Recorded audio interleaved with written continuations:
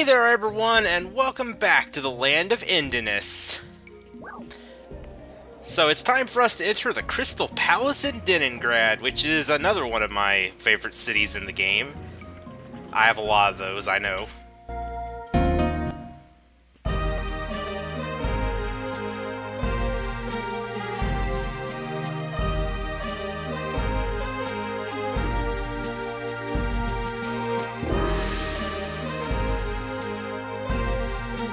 Yeah, if you came out of a desert and right into this place, I can imagine that would be pretty harsh.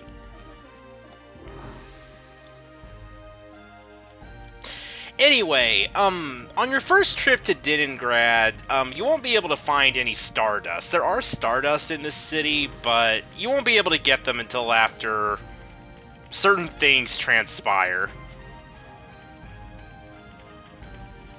So, the Stardust collection will have to wait for later.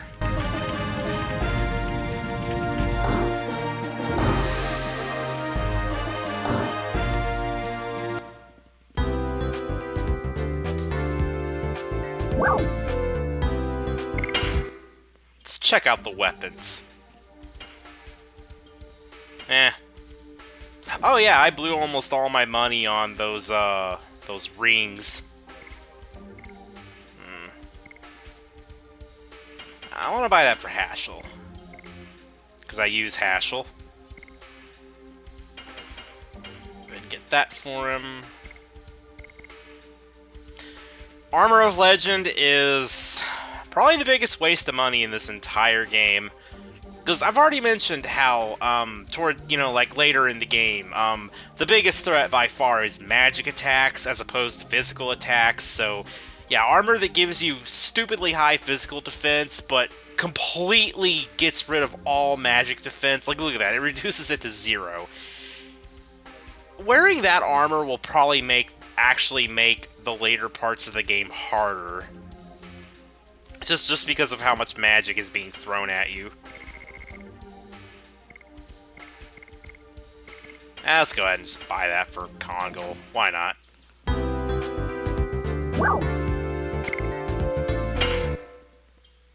Actually, do we need any items? 5 healing fog, 0 healing... Okay, wait. Do I have anything I can sell? I don't want that depetrifier, because I almost never need those. Sell a body purifier.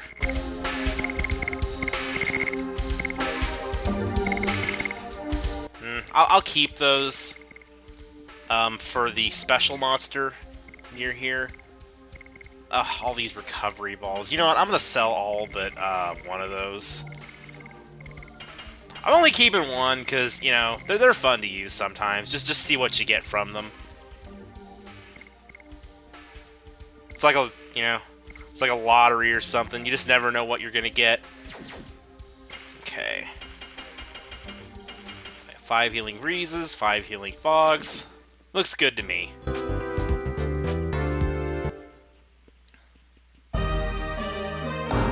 But yeah, since Maru's not in the party right now, I'm not going to worry about killing the special monster right now. We'll do that after she rejoins.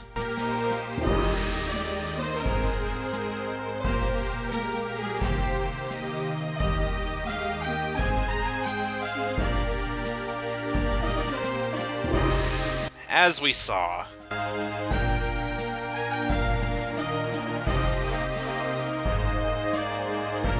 It's a warm day today. Well, I guess they mean it's warm compared to how cold it usually is here or something.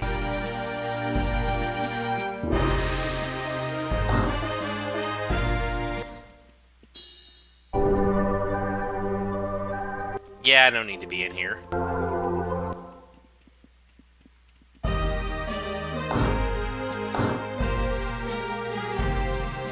As for why Deningrad is my favorite town, well, I've actually always liked the snowy and icy towns in video games. And also, for some reason, it always seemed like it would be really cozy in these houses. Like, I feel like if I was here, I'd probably enjoy being in one of these.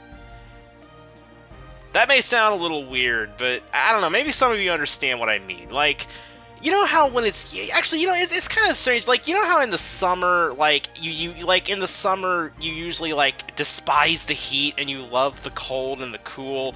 But you know how, like, when it's winter, like, when the cold finally gets here, how you really don't like the cold and you prefer the warmth, and you know how the warmth, like, feels really good and stuff? It's like that. Like, I don't know. I just... Like, I don't know. It sounds weird when I, like, try to explain it, but it's like... I guess, like, when you go to sleep and, you know, you go to bed, like... I don't know, it's like in the summer... It's like in the summer, sometimes I don't even get under the sheets because I just don't like being that warm. But it's like in the winter, though, when it's cold outside, I get, like, all the warmth. I take all the warmth I can get inside, so... Yeah, it's like, I don't know, I just... That's why I feel, like, cozy when I walk into these houses, because I just imagine they must just be, like, really warm and comfortable. One in particular, there's one that always looked, like, really homey to me for some reason. In fact, I think it's this one right here. Yeah, this one. I don't know, something to do with the tree in here.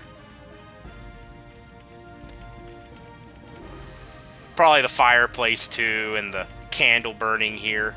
I don't know, it's a nice house. Probably the nicest house here in Deningrad. It's just one of those things I can't really explain, you know? I guess it's also because, I don't know, because this town feels kind of Christmassy in a way, maybe because of the tree here and just the... I don't know. Christmas was always one of my favorite holidays, so, you know. I guess something about this town just always gave off a sort of Christmassy vibe.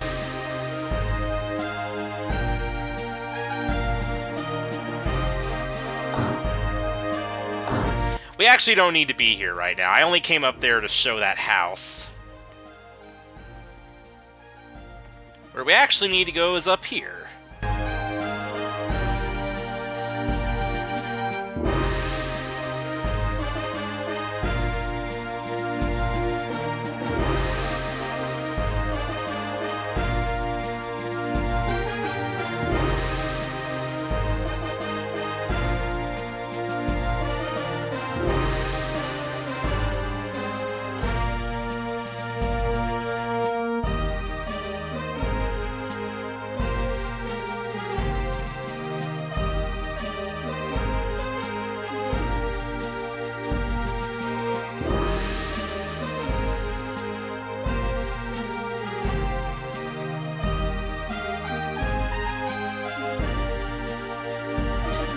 Yeah, notice the mural behind him over there? Looks kind of familiar, doesn't it?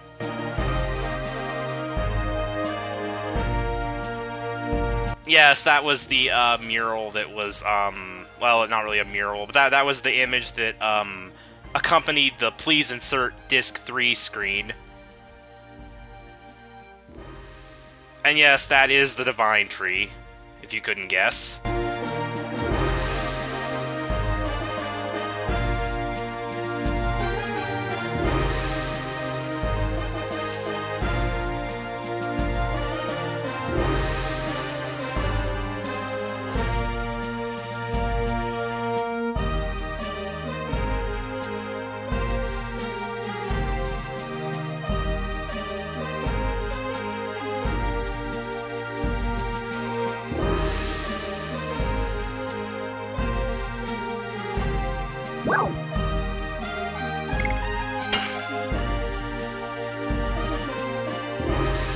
Time for some lore!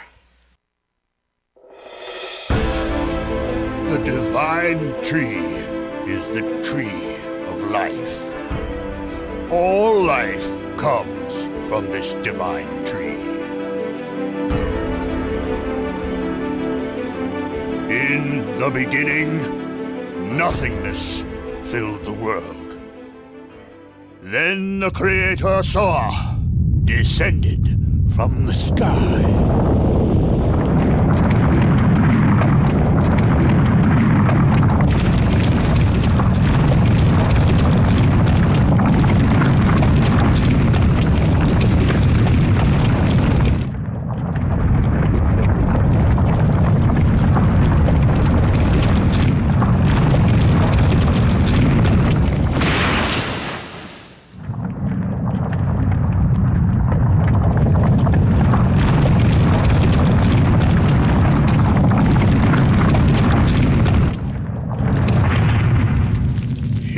He and his followers created the world. In the end, Soa sowed a seed on the earth. The seed soon grew to be a great tree.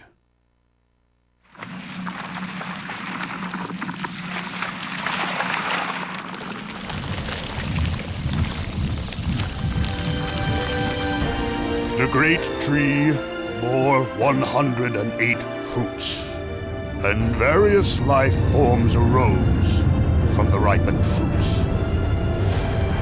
Thus, 108 forms of life were created to fill the world with life.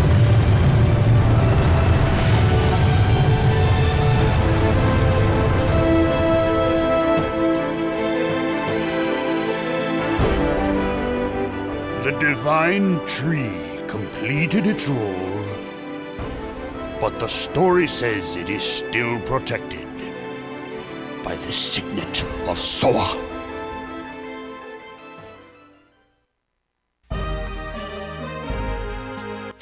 You know, something I've always wondered is, like,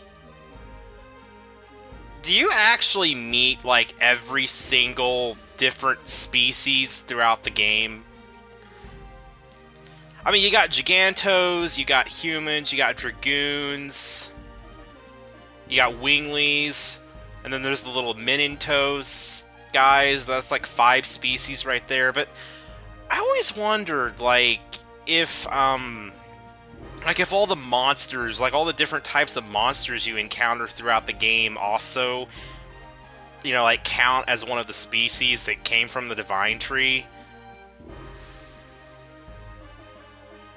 Like, I always wondered if, like if you were to take every different monster in the game and just, like, total them all up, I wonder if, you would, like, actually reach, like, counting the Gigantos and humans and all that, I wonder if you would actually reach 108 different species.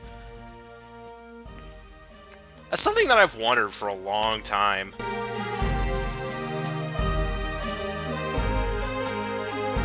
I also wonder about, like, monster recolors, though. Like, if that was the case, would the recolors count as, like, a different species? Like, for instance, the rats and then the plague rats, or the treants and the moss dressers. Like, would that be 4 species, or would that just be 2?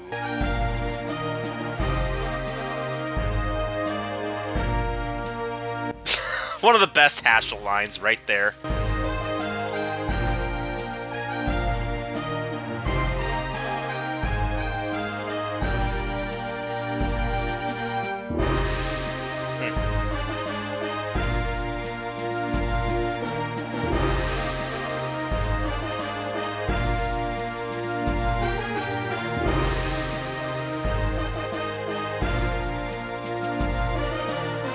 Well, Albert's going into research mode.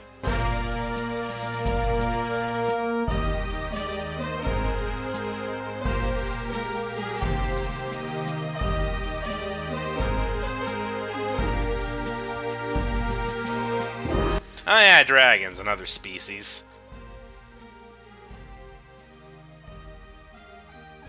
Well, yeah, I guess the recolors wouldn't be different species though. That would just be like a different breed.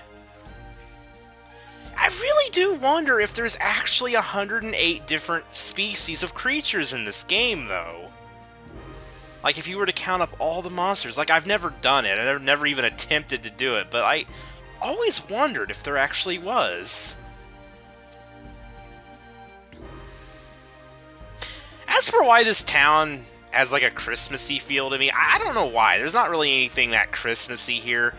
I don't know, maybe the first time I played Dragoon and got here, maybe it was during December or around Christmas, and I was just reminded of Christmas because it's a snowy, icy town. I don't know. But for reasons seemingly somewhat unknown even to myself, I really like this city.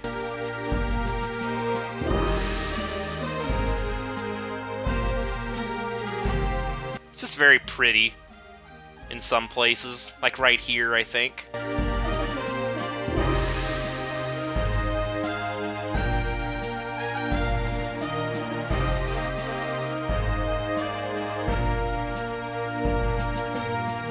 Yeah, the Crystal Palace is something else, too.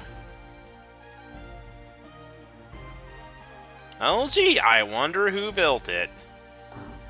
Probably Gigantos. They build big things.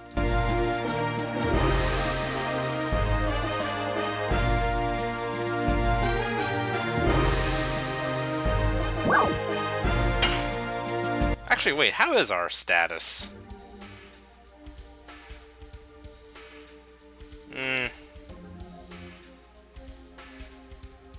Nah, I don't need to right now. I don't remember if you get like a free restore before leaving this town anyway, so I might as well wait until I have to.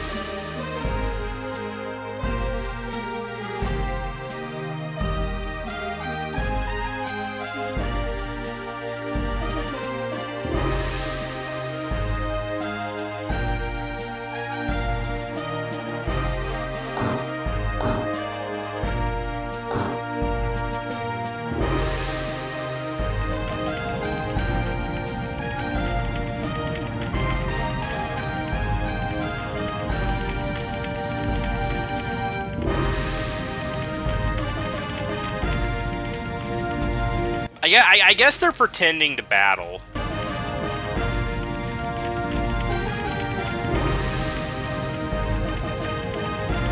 Also, yeah, this house has 2 trees in the corner. I don't know, maybe this is my favorite house. I don't know. Like, don't you agree that it just looks cozy, though?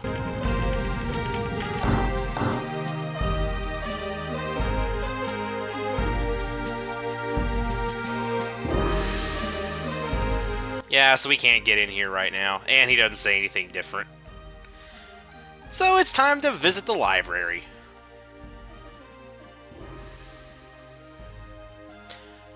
Also, this always, like the perspective here was always so weird to me. Like, you can tell the place has 3 floors if you look at, like, look at the, like if you look at the ladders and you look at the floors and stuff going up, you can tell there's 3 floors to this place, but it's like when you look at the ladder, it's like when you look at the ladders going down, it looks pretty deep, but then you look at the stairs and it looks like it goes down for maybe, I don't know, 10 feet maybe? Like, the stairway to the bottom looks extremely short compared to, like, if you were to go down those ladders, which lead to the same place. It's just, I don't know, the perspective here just always just so weird to me. Gigantos lose to books. Also, I always wondered, how in the world do they get to the books that are, like way up there, like, at the bottom of the screen there?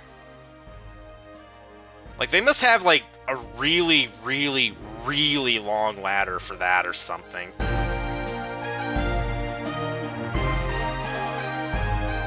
I mean, they could maybe use a ladder, like, on the top floor there and, like, reach over to get them, but that'd be pretty dangerous, and also the pillar's in the way, so that'd probably be difficult.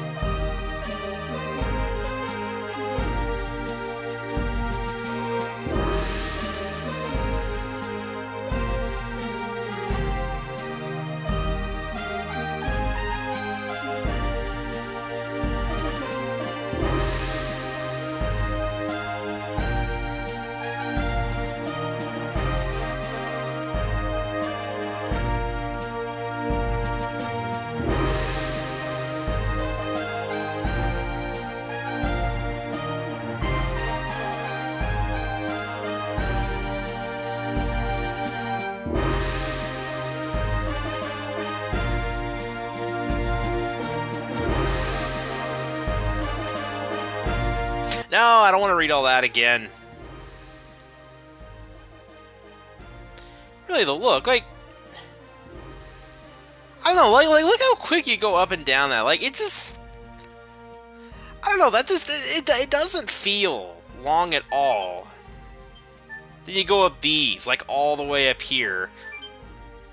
Like that is the same height that the stairs bring you to.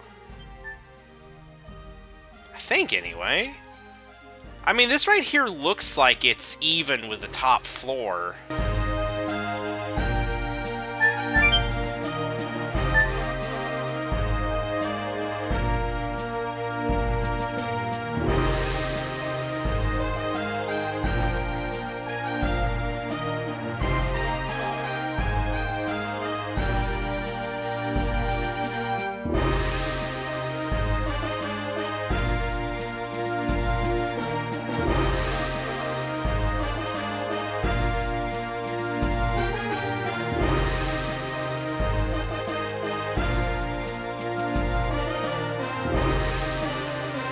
Death Frontier.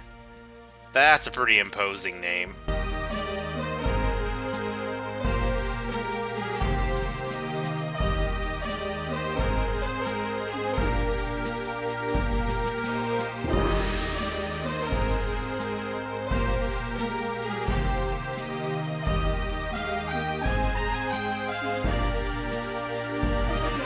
Don't need to hear all this again. I should just not talk to anybody twice in here.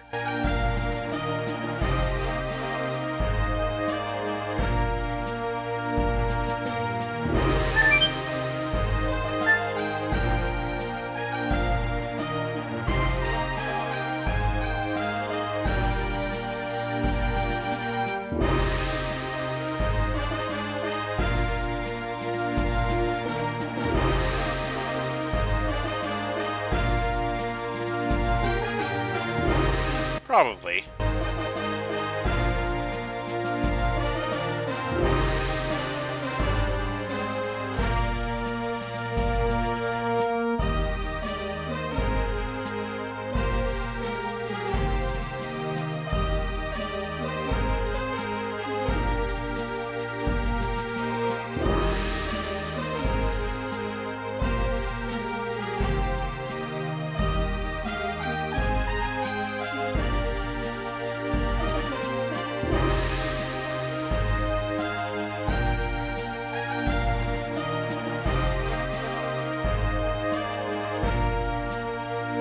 Yeah, I kind of picked up on that too.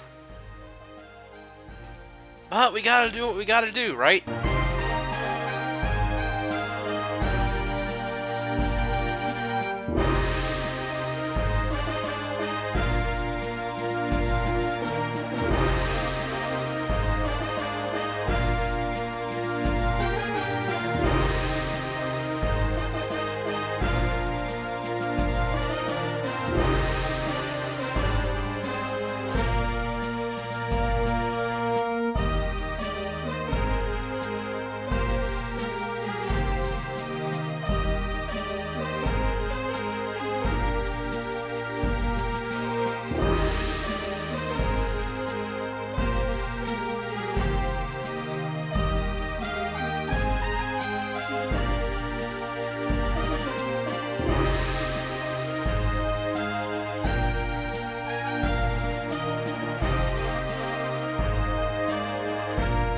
What did?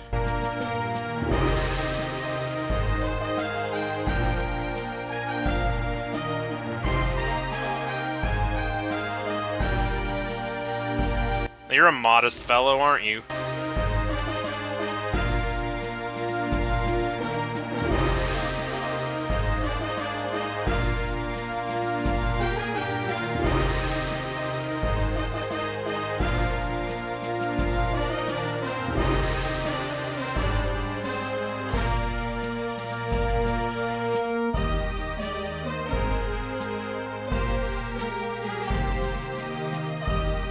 Well, more history lessons.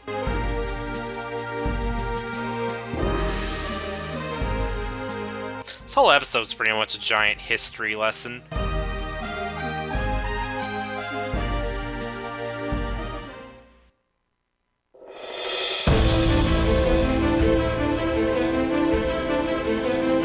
There There were 7 Dragoon warriors in the legend of the Dragon campaign. Dragoons, reputed to be the incarnation of dragons. With dragons at their side, the Dragoons fought boldly. However, in the age when the legend was reality, the Winglies dominated all, even the gods.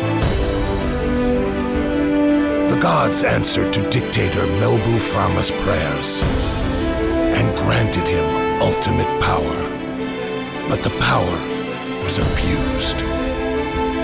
The earth of Saint Imperial Gloriano was scorched by the gods' fire and became ashen. The anger and sadness of the people was fuel for the Dragoons' cause. Then at last they freed the gods. Without the gods' power, the Winglies perished, and our age, the human age, began. Thereafter, the gods floated in the sky. For 11,000 years, they have been looking over the world as the moon that never sets.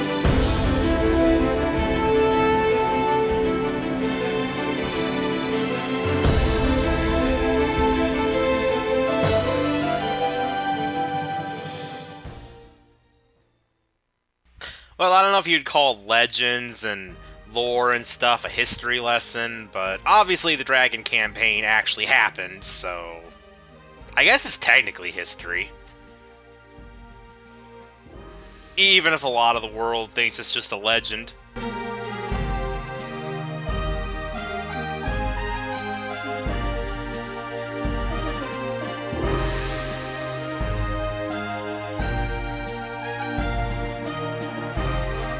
Oh, well now we're gonna have actual history lessons.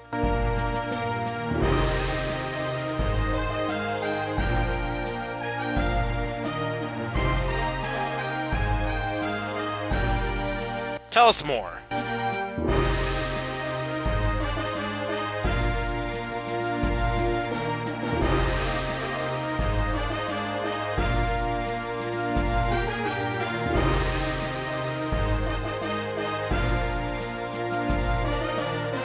Well, maybe we'll finally learn something about this black monster.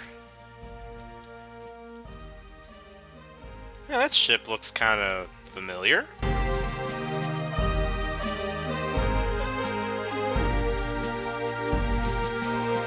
Yeah, the Saint Lovia, that was the Phantom ship. That was its true name. You know, before the black monster attacked it and it became the Phantom ship.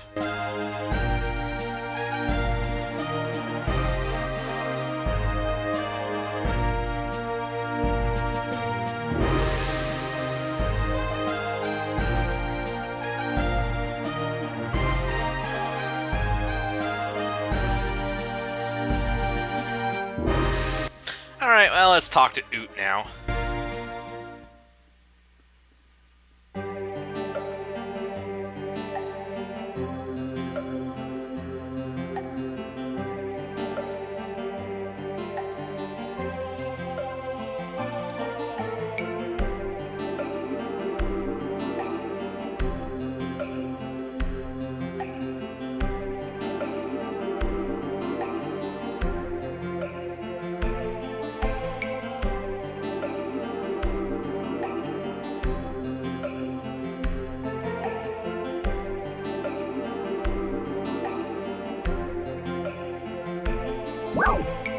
Yeah, sure.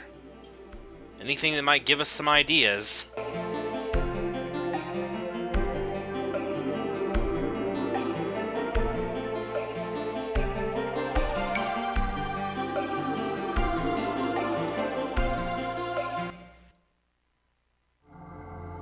Why did the gods create him? The black monster. He appears in various legends as a demon who rebels against and devours the gods. An evil plague that rejects peace in the world. The god that is the moon that never sets. The moon that never sets glows red every 108 years. It is a sign that a herald will be sent to Earth. The herald is known to us as the Moonchild.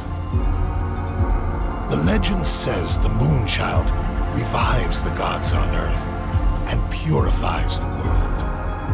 The black monster abhors, hates, and despises it, and kills the Moonchild. This sad karma is endless.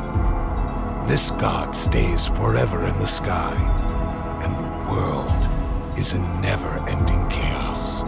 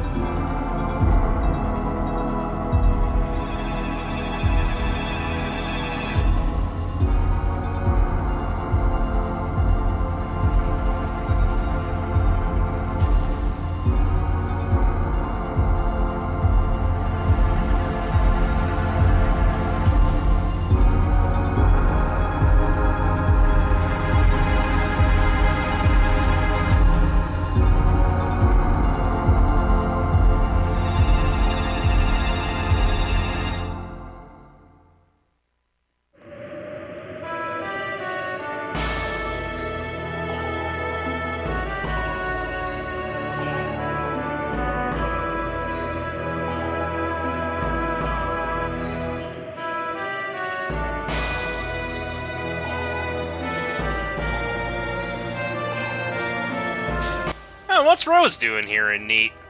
Well, let's find out next time. See ya, everyone.